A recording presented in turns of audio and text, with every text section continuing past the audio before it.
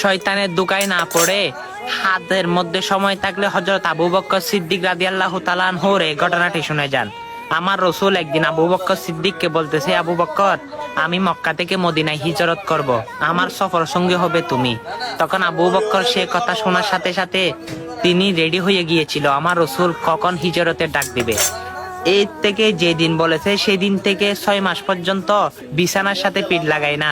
আমার রসুল মক্কা থেকে মদিনায় হিজরত করবে, কিন্তু আবু বকর সিদ্দিকের ঘরে এসে আবু বকরকে ডাক দিতে দেরি, আবু বকর ঘর থেকে বাহির হতে দেরি না।